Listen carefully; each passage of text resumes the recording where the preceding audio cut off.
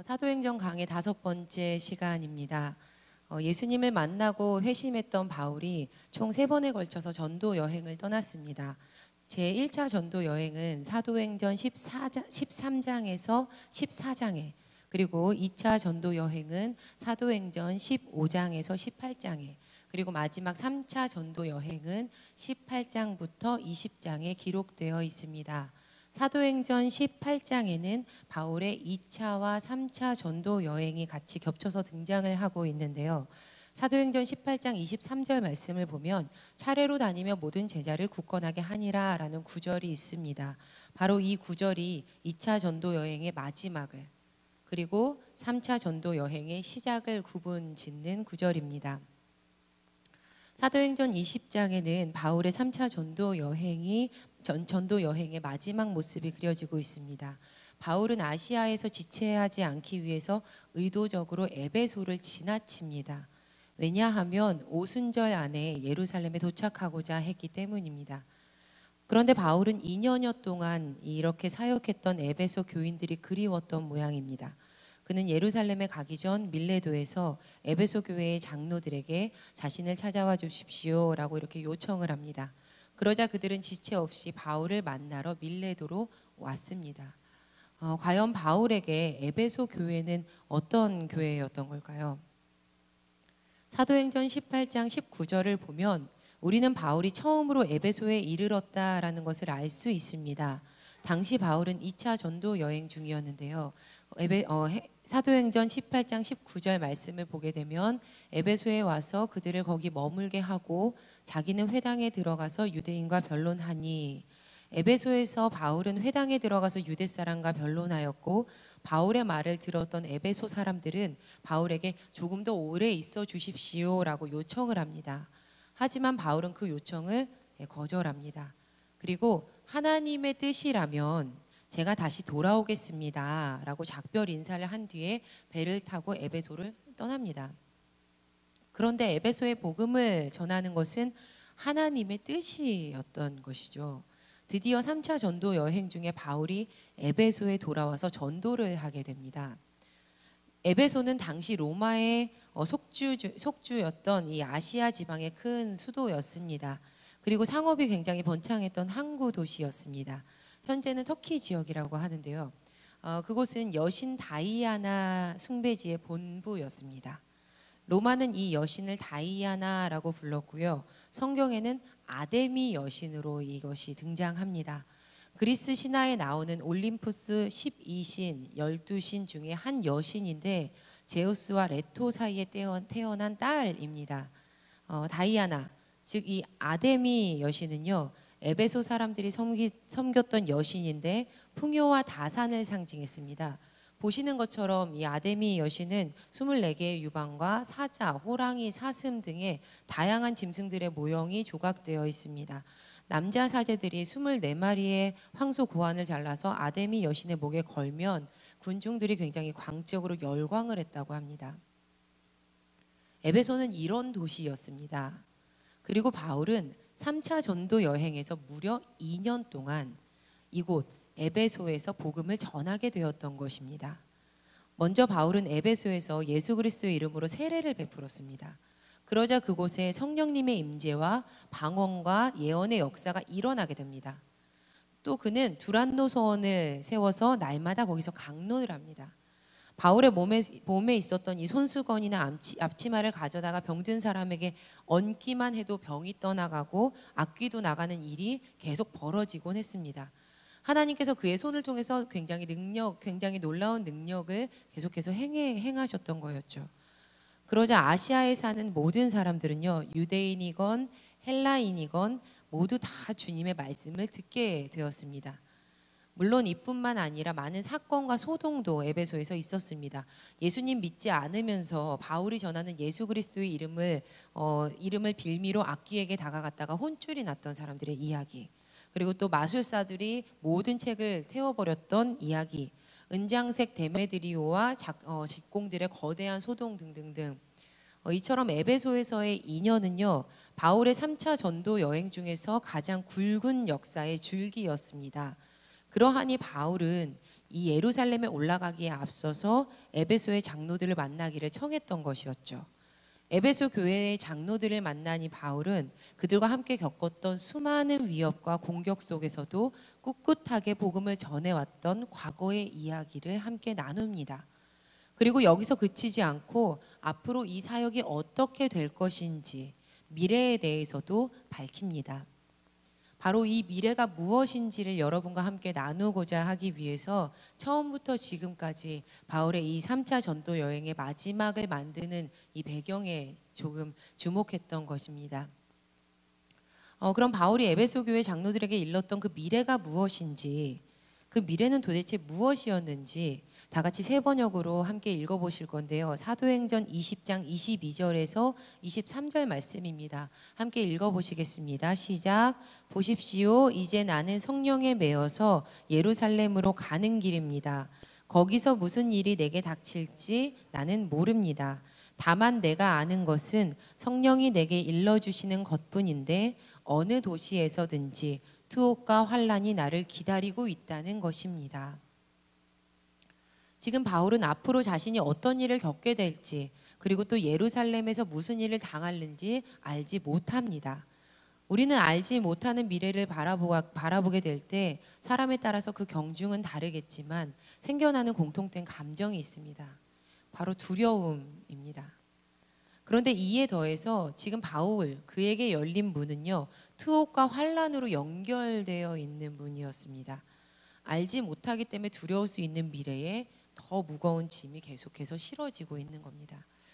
자, 여러분, 우리가 무언가 일을 마치게 되었을 때 기대하며 그리는 바가 있죠. 그 일에 따르는 평안함과 안락함, 그리고 또 내가 세워놓았던 많은 일들에 대한 위로와 사랑. 지금까지 바울은 전도 여행을 무려 3차례에 걸쳐서 심지어 그의 목숨까지 걸어서 복음을 전하면서 마쳤습니다. 이제 그 전도 여행이 다 끝나가는 시점입니다.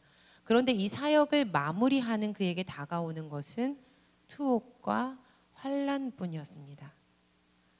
우리는 솔직해져야만 합니다. 밝히 말하면 우리가 예수님 믿기 때문에 모든 고난과 상관없어지지는 않습니다. 예수님을 믿는 것은 마술사의 요술봉과도 같지 않기 때문입니다. 삶의 모든 일이 우리의 원대로 딱딱 맞아떨어지지 않을 때가 훨씬 더 많습니다. 제가 수련 목회자로 훈련받았던 교회의 원로 목사님의 이야기입니다. 이 목사님께서는요, 한평생 교회를 위해서 헌신하셨고 노력하셨던 분이셨습니다. 그런데 모든 사역을 다 마치고 은퇴를 하게 되셨을 때 수술로도 해결할 수 없는 종양이 이 발끝에서부터 온몸에 심각하게 다 퍼지셨다라는 비보를 듣게 되셨습니다. 그 소식을 들었던 아들 목사님께서 이런 생각을 하셨다고 합니다. 어떻게 이럴 수가 있는 것일까? 한평생 주의 일만 했는데. 감사하게도 지금은 모든 병에서 놓여서 건강하게 지내고 계십니다. 여러분, 예수님을 믿어도 몸이 아플 수 있습니다. 예수님을 잘 믿어도요, 경제적으로 어려울 수 있습니다. 예수님을 따라 살아도 환란을 겪을 수 있습니다. 그러나 우리는 모든 것을 합력하여 선을 이루시겠다라고 약속하셨던 하나님을 믿습니다. 아멘. 네, 아멘이에요. 이미 예수님께서는 십자가와 그분의 부활을 통해서 구원받은 자녀들에게 복음은 그 열매가 참 아름답게 이루어진다라는 것을 우리에게 보여주셨습니다. 그리고 그분의 자녀들을 구원으로 축복하셨죠. 그런데 예수님을 통해서 허락되는 그 축복은 사람의 생각대로 그 마음에 드는 그 모양의 것이 아닐 수도 있습니다. 어떤 축복은 고난이라는 포장지에 쌓여서 옵니다. 또 어떤 때는 환란이라는 박스에 담겨서 배달됩니다. 지금 바울의 상황이 그러합니다. 그는 모진 고난 속에서 이 모든 전도 여행을 마쳤지만 앞을 통 알 수 없는 미래 앞에, 그리고 환란과 결박 앞에 서 있게 되었습니다. 하지만 바울은 복음 전하는 일을 마칠 수만 있다면 목숨도 아깝지 않습니다 라고 에베소 장로들에게 말합니다. 과거에도 목숨 바쳐서 전심으로 복음을 전했기 때문에 미래에도 저는 그렇게 할 것입니다 라고 고백을 하고 있는 겁니다. 우리가 참 좋아하는 구절이죠. 사도행전 20장 24절 말씀입니다. 함께 한 목소리로 봉독하시겠습니다. 시작. 내가 달려갈 길과 주 예수께 받은 사명 곧 하나님의 은혜의 복음을 증언하는 일을 마치려 하면은 나의 생명조차 조금도 귀한 것으로 여기지 아니하노라. 아멘. 바울은 그럼에도 불구하고 복음을 위해 살 것을 선언합니다. 바울은 그럼에도 불구하고 복음을 따라갈 것을 선포합니다. 우리가 과거에 많이 불렀던 복음성가가 하나 있습니다. 그리 아니하실지라도 감사해요. 주님 뜻을 믿기 때문이죠. 이 찬양 아시죠? 그리 아니하실지라도 사랑해요. 합력해서 선을 이루어요. 언제나 나를 향한 신실한 사랑, 우리를 향한 그 크신 사랑, 우리가 함께 높이며 주를 찬양해. 할렐루야. 하나님께 영광. 여러분, 구약에 보면 다니엘의 세 친구였던 사드락, 메삭, 아벳느고가 왕이 세운 금신상에 절을 하지 않습니다. 금신상에 절을 해라 라는 왕의 명령에 그들이 이렇게 대답합니다. 그럴 수 없습니다. 맹렬히 타는 풀무불 가운데 던져져도 우리를 지키시는 하나님께서 우리를 구해 주실 것입니다. 그렇지 아니하실지라도 우리는 금신상에 절할 수 없습니다. 결국 그들은 보통 때보다 더 뜨겁게, 심지어 7배나 더 뜨겁게 달구어진 풀무불에 던져집니다. 얼마나 이 불이 뜨거웠으면 그들을 붙들고 있었던 사람들이 그 불에 가까이 갔을 때 모두 불꽃에 타서 목숨을 잃고 맙니다. 그렇지만 사드락, 메삭, 아벳느고는 풀무 속에서 인자의 형상을 한 사람과 함께 4사람이 함께 있게 됩니다. 그리고 아무 상처 없이 풀려나 하나님의 이름을 높여드립니다. 여러분, 지금 바울은요, 그럼에도 불구하고 성령님에게 이끌려 예루살렘으로 가겠습니다 라고 그의 믿음을 고백하고 있습니다. 그리고 그의 고백을 들은 에베소 장로들은 서로 모두 크게 울면서 끌어안습니다. 그리고 다시는 그 얼굴을 볼 수 없다라는 말에 근심하면서 바울을 예루살렘으로 떠나는 배까지 마중합니다. 이렇게 바울의 3차 전도 여행이 끝이 났습니다. 그런데 여러분, 말씀을 보면요, 예루살렘으로 가는 곳곳마다 만난 모든 사람들이 바울을 만류했다라는 것을 우리가 알 수 있습니다. 사도행전 21장 4절을 보니까요, 제자들을 찾아 거기서 이래를 머물렀는데 그 제자들이 성령의 감동으로 바울에게 예루살렘으로 가지 말라고 이야기를 하는 모습을 우리가 볼 수 있습니다. 또 사도행전 21장 12절을 보니까 그곳 사람들과 더불어서 바울에게 또 예루살렘으로 올라가지 마십시오 라고 말했던 사람들의 이야기가 나옵니다. 여러분, 만약 우리가 주변에서 모든 이들을 통해서 이제 좀 그만해, 그 정도면 충분해, 더 하지 마라 라는 말을 수차례 듣게 된다면 어떠할까요? 그런데 바울에게는 지금 이런 일이 계속해서 일어나고 있는 겁니다. 심지어 사도행전 21장 4절 말씀을 보면요, 제자들이 성령의 감동으로 바울에게 예루살렘에 들어가지 말라고 말했다는 것을 우리가 알 수 있습니다. 우리 사도행전 21장 4절 말씀 함께 읽어보시겠습니다. 시작. 제자들을 찾아 거기서 이래를 머물더니 그 제자들이 성령의 감동으로 바울더러 예루살렘에 들어가지 말라 하더라. 여러분, 이상합니다. 바울도 성령님에게 이끌렸다라고 하고 있는데 제자들도 성령의 감동을 받습니다. 그렇다면 하나님께서는 각자에게 다른 말씀을 하셨던 걸까요? 아닙니다. 성령님은 한 말씀을 주시는 한 분이십니다. 우리가 말씀을 정리해 보면 부인할 수 없이 바울을 포함한 모두가 바울의 미래에 대해서 동일하게 이야기하고 있다는 것을 우리가 알 수 있습니다. 그것은 바로 이것입니다. 바울은 예루살렘에서 고난과 투옥과 환난을 겪을 것입니다. 모두가 입을 모아서 바울이 고난과 투옥과 환난을 겪을 것입니다 라는 부분을 인정하고 있습니다.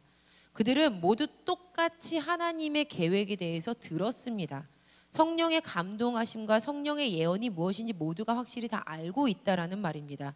그는 예루살렘에 가서 고난과 투옥과 환난을 겪을 것입니다. 그런데 그 이후가 다릅니다. 말씀을 풀어낸 이들의 반응이 다른 것입니다. 가지 마십시오. 갈 것입니다. 아마 바울은 마음을 돌릴 수도 있었을 것입니다. 지금 바울의 상황은 무려 3차례에 걸쳐서 전도 여행을 마친 때입니다. 그러니까 이 정도면 되었지, 이 정도면 되었다라고 끝낼 수도 있었을 것입니다. 그러나 바울은 복음을 전하는 일을 마침에는 자신의 생명을 조금도 귀하게 생각하지 않았던 사람이었습니다. 또 그는 주 예수 그리스도의 이름으로 결박당할 뿐 아니라 예루살렘에서 죽을 것도 각오했다라고 고백까지 했던 사람입니다. 지금 말씀드리는 것은 저의 개인적인 묵상입니다. 바울의 이러한 믿음은 아마도 다메섹에서 그를 직접 찾아오셨던 예수 그리스도를 근거로 두고 있겠구나 싶었습니다. 왜냐하면 바울은 가는 곳곳마다 다메섹에서 예수님을 만났던 그 체험에 대해서 계속해서 이야기를 하기 때문입니다. 여러분 생각해 봤습니다. 멀쩡하게 두 눈을 뜨고 앞을 볼 수 있었던 그 사람이 멀쩡했던 그 두 눈을 잃었을 때, 그리고 주님께서 보여주셨던 그 환상을 보게 되었을 때, 그리고 실제로 아나니아의 안수를 통해서 다시 앞을 보게 되었을 때, 바로 그때 이 바울에게 살아있는 경험된 믿음이 세워졌던 것입니다. 그가 예수님을 인격적으로 만났던 것입니다. 할렐루야. 아멘. 그의 믿음은요, 절대적으로 예수 그리스도에게 달려 있었습니다. 때문에 바울은 어떤 상황이라 할지라도 예수 그리스도를 떠날 수 없었던 것입니다. 심지어 죽음이 기다리고 있다 하더라도 말입니다. 그럼에도 불구하고 그는 복음을 따라가는 삶을 포기할 수 없었습니다. 결국 바울은 예루살렘으로 올라갑니다. 이 여러 날 후에 여장을 꾸려 예루살렘으로 올라갔어요. 그리고 끝내 예루살렘에서 결박됩니다. 온 성이 소동하여 백성이 달려와 모여 바울을 잡아 성 밖으로 끌고 나가니 문들이 곧 닫히더라. 바울을 결박해서 성전 밖으로 끌고 나간 모든 사람들이 그를 잡아 죽이려고 했습니다. 하지만 그 소문을 들은 로마 군대 천부장이 급히 군인들과 백부장을 거느리고 내려와서 바울을 잡아서 쇠사슬로 결박해서 영내로 끌고 가고자 합니다. 그런데요, 여러분, 바울이요, 그렇게 끌려가는 순간에도 말할 기회를 허락받고 하는 말이 있습니다. 다메섹에서의 경험, 예수 그리스도와 십자가의 부활 사건만을 전하는 겁니다. 이렇게 바울이 잡혀간 지 이튿날이 되었을 때 천부장은 진상을 규명하고자 유대의 제사장들과 온 공회를 다시 한번 소집합니다. 그런데 그 소집은 소란으로 맞춰지게 됩니다. 헌데 이 일로 인해서 40여 명의 유대인들이 대동단결해서 당을 짓고 바울 죽이기 전에는 나는 먹지도 않고 마시지도 않겠다라고 맹세까지 합니다. 그런데 이 사실을 알게 된 이 천부장이요, 그렇게 두어서는 안 되겠다라고 생각을 합니다. 왜냐하면 이 천부장이 바울이 로마의 시민권자라는 것을 알았기 때문입니다. 심지어 바울은 날 때부터 시민권자였습니다. 사도행전 22장 27절에서 29절 말씀입니다. 함께 읽어보시도록 하겠습니다. 시작. 천부장이 와서 바울에게 말하되 내가 로마 시민이냐 내게 말하라. 이르되 그러하다. 천부장이 대답하되 나는 돈을 많이 들여 이 시민권을 얻었노라. 바울이 이르되 나는 나면서부터라 하니. 이에 천부장이 백부장을 2명 부릅니다. 그래서 바울을 벨릭스 총독에게 안전하게 호송을 합니다. 그가 로마의 시민권자였기 때문이죠. 그러자 대제사장 아나니아랑 장로들 그리고 또 변호사 더둘로까지 함께 바울을 다 쫓아가서 그곳에서도 바울을 고발합니다. 하지만 이번에도 바울은 증언할 기회를 얻습니다. 그리고 자신이 재판받는 이유는 죽은 사람의 부활과 관련된 문제 때문임을 밝힙니다. 예수 그리스도께서 부활하셨기 때문이었다는 거죠. 성경은요, 벨릭스 총독이 이 일에 대해서 자세히 알고 있었다고 증언을 하고 있는데, 이에 벨릭스 총독이 이렇게 명령합니다. 바울을 지켜라. 그리고 바울의 친지들이 그를 돌보아주는 것 또한 막지 말아라. 바울은 이렇게 2년 동안 구류가 되어서 지내게 됩니다. 우리 세 번역으로 사도행전 24장 27절 말씀을 함께 읽겠습니다. 시작.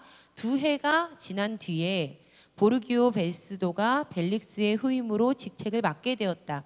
그런데 벨릭스는 유대 사람의 환심을 사고자 하여 바울을 가두어 둔 채로 내버려 두었다. 이렇게 2년 동안 살게 되었는데 벨릭스 총독의 뒤를 이어서 보르기오 베스도가 총독이 되게 됩니다. 그런데 이 벨릭스는 총독 자리를 내려놓으면서 이 유대 사람들에게 환심을 사려고 바울을 놓아주지 않았습니다. 베스도 총독이 세워지게 되었을 때요, 하루는 아그리빠 왕이 버니게라는 사람과 함께 베스도 총독을 문안하러 가이사랴에 옵니다. 오늘 우리가 읽었던 본문 말씀입니다. 헤롯 아그리빠는 사도행전에서 2번을 등장하게 되는데요, 12장과 25장에 각각 나옵니다. 그런데 12장에 등장하는 이는 헤롯 아그리빠 1세이고 오늘 우리가 지금 바울의 신문에 가담한 이 사람은 헤롯 아그리빠 2세입니다. 그러니까 헤롯 아그리빠 2세가 가이사랴에 와서 여러 날을 지내고 있을 때 베스도 총독이 바울의 일을 이 아그리빠 왕에게 이렇게 말하는 겁니다. 임금님, 제가 지금 한 사람을 구류하고 있습니다. 유대인들은 계속 그를 고소하고 정죄하기를 계속해서 청합니다. 그런데 그 사람이 하는 이야기를 들으면 마땅히 죄가를 제가 찾을 수가 없습니다. 제가 이 일을 어떻게 심리할지를 몰라서 그 사람에게 물었더니 글쎄 그가 황제의 판결을 받겠습니다 라고 호소했습니다. 그래서 저는 그 사람을 가이사 황제에게 보내기까지 지켜두어라 라고 명령했습니다. 이 말을 들은 아그리빠 왕이 바울이 궁금해지기 시작합니다. 그래서 바울을 끌어내어서 신문을 했습니다. 그런데 바울이 처음 전했던 말이 무엇인지 압니까? 다메섹에서 예수님을 만났던 사건에 대한 이야기였습니다. 복음인 겁니다. 복음. 이 아그리빠 왕에게도 바울이 전도를 하는 거예요. 그러자 베스도 총독이 아주 크게 소리 질러서 외칩니다. 네가 미쳤구나. 많은 학문이 너를 미치게 만들었구나. 그러자 바울은 저는 미치지 않았습니다. 지금 굉장히 참되고 온전한 말을 하고 있습니다 라고 이야기하면서 아그리빠 왕에게 마지막 증언을 합니다. 임금님께서는 이 일을 잘 알고 계시기 때문에 제가 임금님께 거리낌 없이 이 모든 일을 말씀드렸던 겁니다. 임금님은 모르는 것이 없으시지 않으십니까? 임금님 예언자들을 믿으십니까? 저는 임금님이 예언자를 믿는 줄 알고 있습니다. 이제 바울을 신문했던 모든 사람이 자리에서 일어나서 다 돌아갑니다. 그리고 돌아가는 길에 서로에게 이렇게 이야기하는 거예요. 내가 보니까 이 사람 사형을 당하거나 갇힐 만한 일을 한 것이 하나도 없는데, 이러면서 서로 3, 4, 5 모여가지고 이야기를 하면서 떠나는 겁니다. 이에 아그리빠 왕이 베스도 총독에게 마지막 말을 이렇게 합니다. 우리 사도행전 26장 31절의 말씀입니다. 이에 아그리빠가 베스도에게 같이 한번 읽어보시겠습니다. 시작. 이에 아그리빠가 베스도에게 이르되 이 사람이 만일 가이사에게 상소하지 아니하였더라면 석방될 수 있을 뻔하였다 하니라. 지금 아그리빠 왕이 베스도에게 이렇게 이야기하는 겁니다. 만약에 이 사람이 상소하지 않았더라면 석방될 수 있을 뻔했는데, 아그리빠 왕이요 지금 베스도 총독에게 했던 이 말은 지금 바울은 잘못된 선택을 했다라는 아쉬움이 녹아들어져 있는 말입니다. 그는 바울이 굳이 이렇게까지 하지 않았으면 더 좋았을 텐데 라고 생각하고 있었던 것입니다. 지난해 여름에요, 강서동 지방 목회자분들과 전라남도 쪽으로 선교사님들의 발자취를 살펴보는 세미나를 다녀온 적이 있습니다. 이틀 동안 그 여러 곳들을 살펴보았는데요, 저는 광주 남구에 양림동 선교 투어를 했을 때가 가장 기억에 남습니다.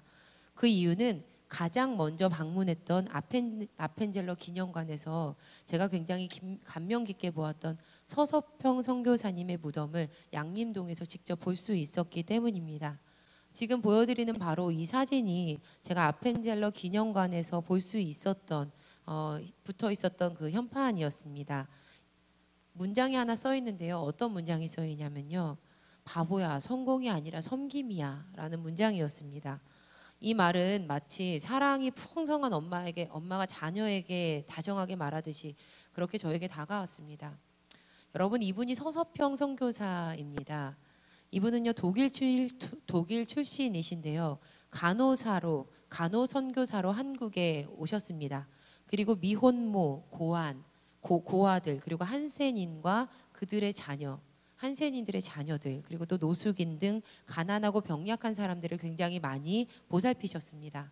당시 그녀는 한국에 예수 그리스도를 전하기 위해서 예수 그리스도를 전하는 그것만을 바라보면서 저고리, 그리고 검정 치마, 검정 고무신만을 신었다고 합니다.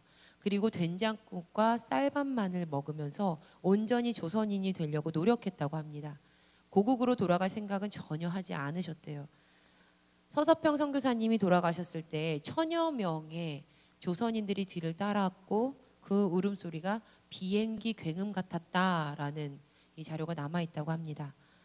서서평 선교사님이 남긴 유품은 담요 반 조각, 그것도 반 잘라가지고 누구를 주었다고 하더라고요. 담요 반 조각, 동전 7개, 강냉이 가루 2홉이 전부였습니다.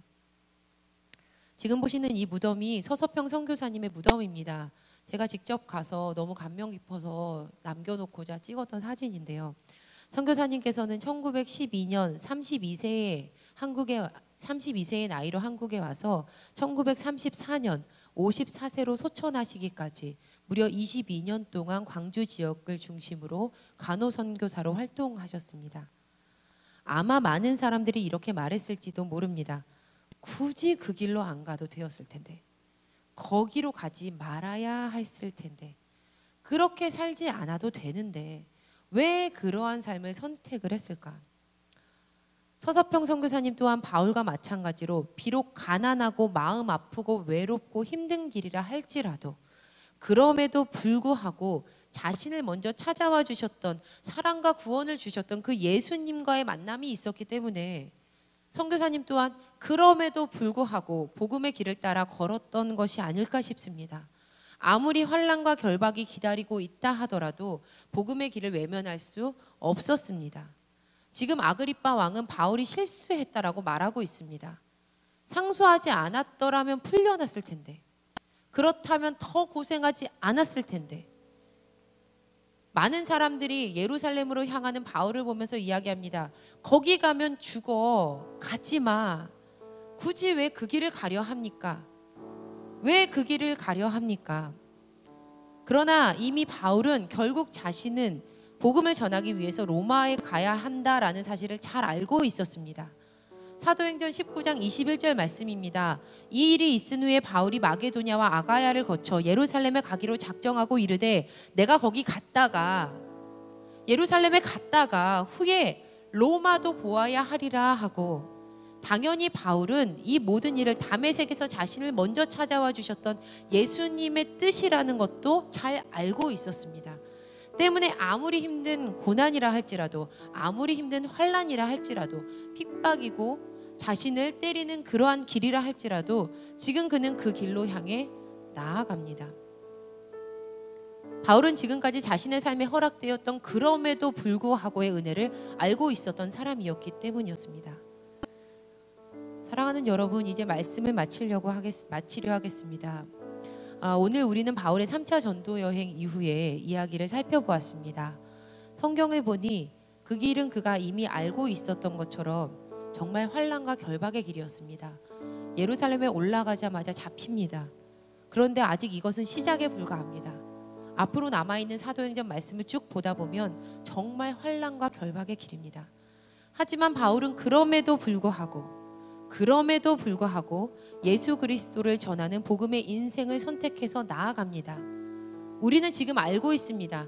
당시 바울의 삶은 누군가의 눈에는 잘못된 길, 그 잘못된 선택 같다 보였을지 모르지만 그의 일생은 실수했거나 실패했던 인생이 아닙니다.